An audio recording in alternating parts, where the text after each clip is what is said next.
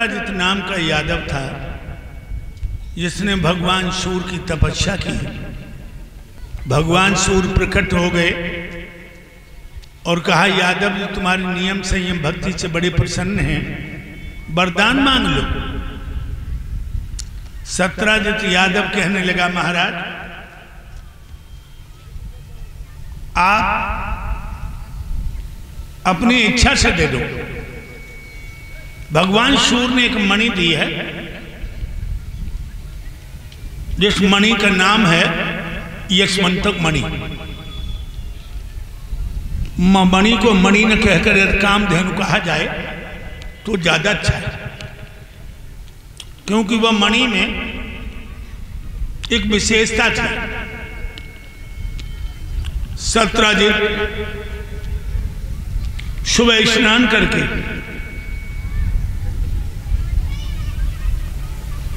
अर्घ देकर मणि का पूजन करता था। उससे एक भार में 8 भार सोना आता था। 8 भार। एक भार कितने का है? 95 शेर का। दोहरका में बड़ा आनंद है उसके लिए, क्योंकि उसके पास कोई कमी नहीं है। एक दिन सत्राजित सोचने लगा, जब मणि का प्रभाव भगवान कन्हैया को दिखाऊंगा, उनके पास कौस्तुभ मणि है, हमारे पास यशमंतक मणि। मणि को लेकर जब कन्हैया के दरबार में गए तो मणि में इतना प्रकाश था, जितने दरबार में बैठे हैं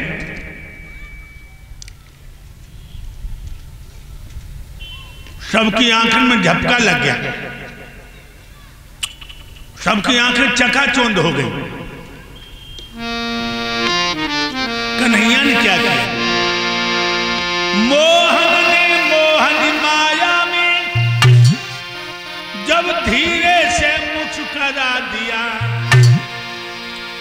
आधार कन्हैया की मुस्की ने उस मड़ को जुगनू बना दिया। गुरुदेव कन्हैया की मुस्की ने उस मड़ को जुगनू बना दिया। गुरुदेव कन्हैया की मुस्की ने उस मड़ को जुगनू बना दिया। भगवान के दांत इतने चमकीले थे भक्तों, मर जुगनू बन गई। यादवों ने टीका टिप्पणी शुरू कर दी, हे कन्हैया, जब मणि तो तुम्हारे लायक है, और राजा के सामने रैयत प्रभु का ताना दे रही, प्रभुता का। भगवान बोले, अरे यादवों जी, लालच बेकार है। काऊ ने मेहनत करके कोई चीज कमाई है, उसे हम ले रहे, ये बात तो अच्छी नहीं है। और राजा के नाते हमको जो देना चाहता तो दे दे। सत्राजित समझ गया कि भगवान की भी नियत खराब है। अपने घर आया, छोटे भैया प्रसन्न के गले में मणि डाली और समझा दिया कि यादवों की नीति अच्छी नहीं है।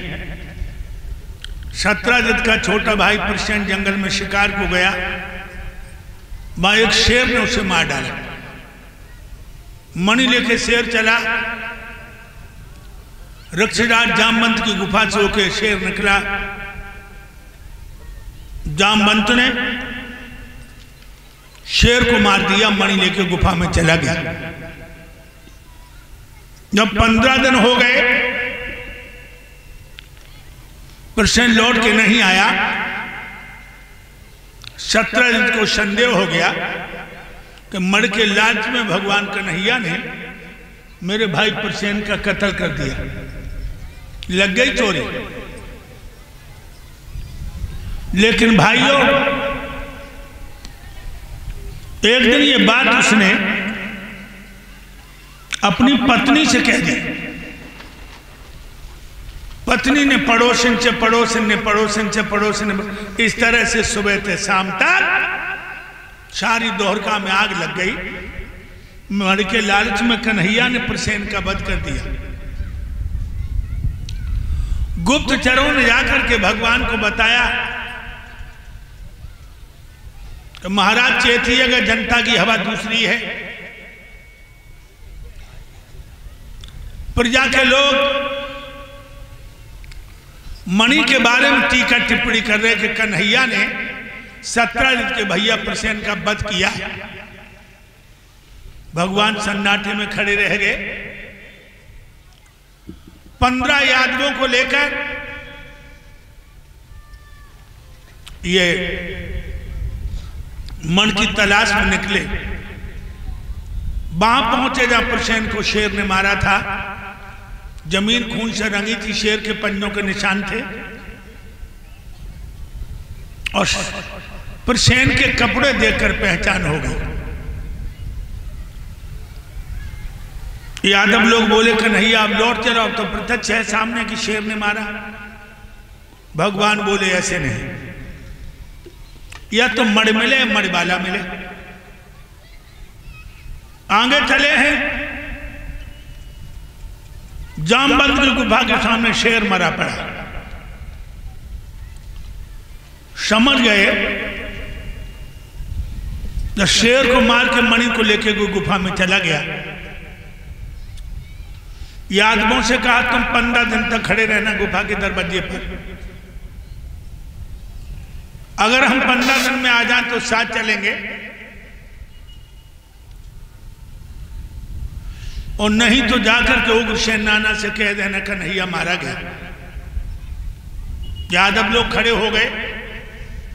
भगवान गुफा के अंदर गए हैं। क्या देखा? अंदर था एक विशाल भवन जिसमें एक ललना पड़ी हुई। ललना के पलना में आधार वो मर थी।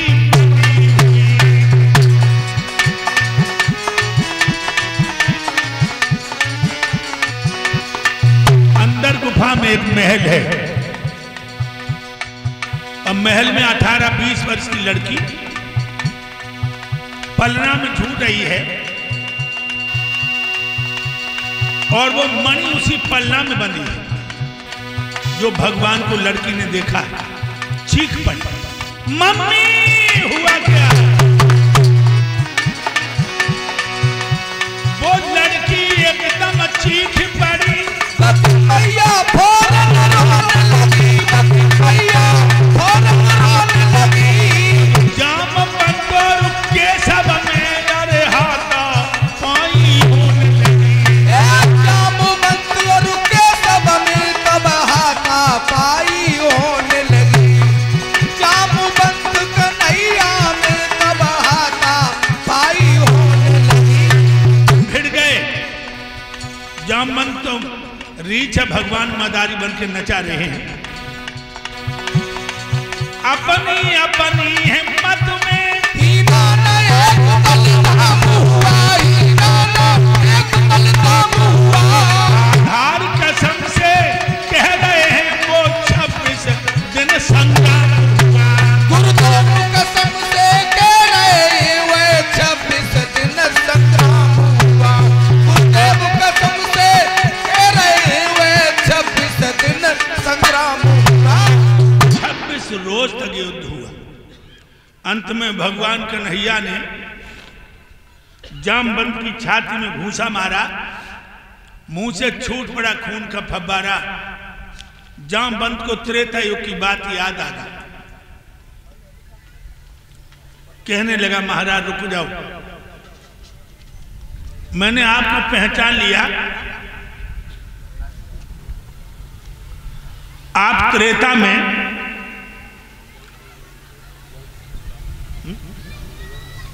जाइए, कहाँ बन जाओ? ठीक है जाओ। मेरे भाइयों,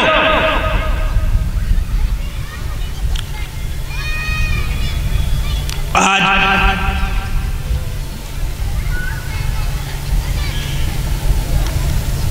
जामवंत बोला, महाराज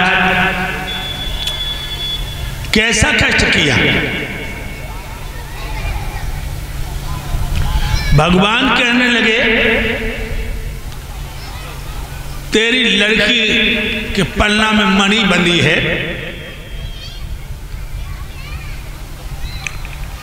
जब मणि ने हमारे यादव वंश को चोरी का कलंक लगाया है, मड़ लेने आया हूं।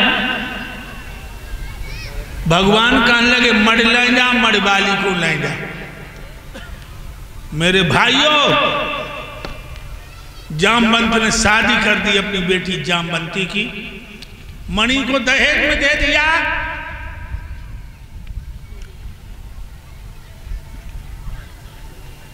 और ये भी बता दूं, भगवान की 2 शादियां हो गई, जाकर के सत्यजित को मणि दी है, तो सत्यजित ने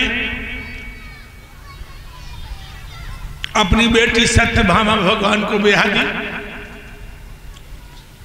3 हो गई, भगवान सूर्य ने कालिंदी का ब्याह कर दिया, 4 हो गई। और भाइयों,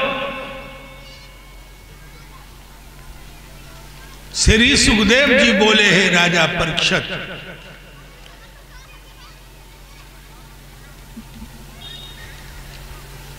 उज्जैन नगरी के राजा, उन्होंने अपनी बिटिया मित्रविंदा की शादी कर दी, 5 हो गई। अवध के राजा वृषभनाथ ने सत्या की शादी कर दी, 6 हो गई। गणपत ने अपनी बेटी शीलभद्रा का ब्याह किया, 7 हो गई। मद्रभूप ने अपनी बेटी लक्ष्मण ब्याह दी, 8 हो गई। भौमासुर के यहां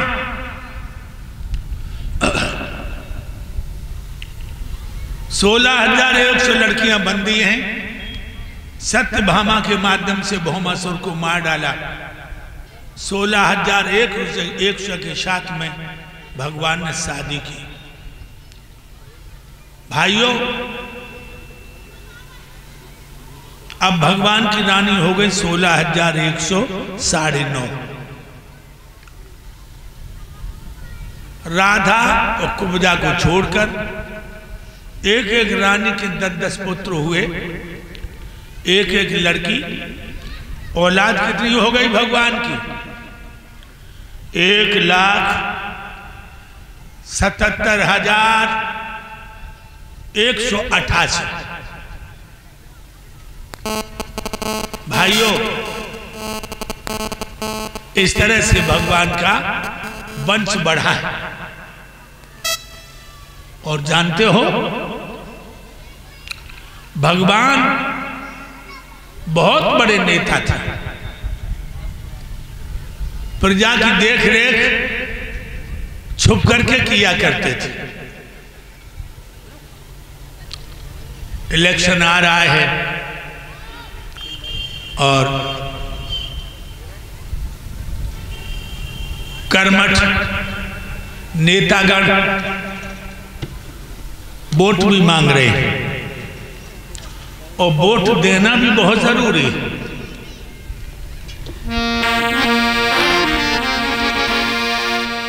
कैसे दियो?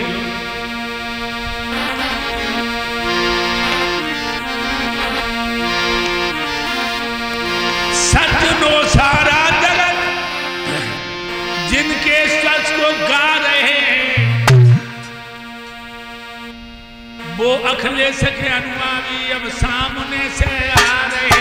वो अखिलेश के अनुयायी अब सामने से आ रहे हैं। नाम है अखिलेश यादव, जो लाल मुलायम लाल के हैं। जन्म भूजन्मी के जो नैनों के तारे बाल के हैं। जन्म से नैनों के तारे बाल के हैं। जन्म से ही यही नैनों के तारे ही बाल के। इस समय जे उम्र में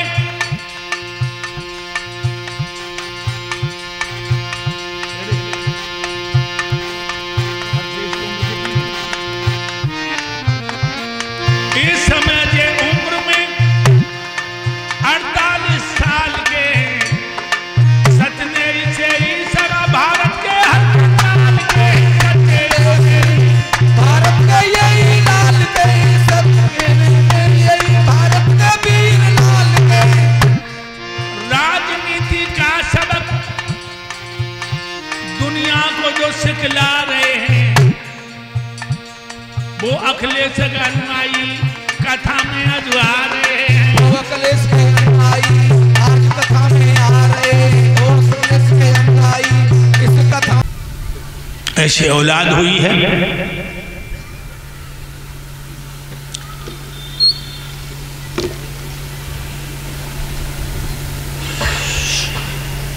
लगे रहिए भाइयों, मेहनत का फल कभी व्यर्थ नहीं जाता। इधर भगवान कन्हैया जब गुरुकुल में पढ़ते हैं, उनके साथ में सुदामा नाम के ब्राह्मण भी पढ़ते हैं।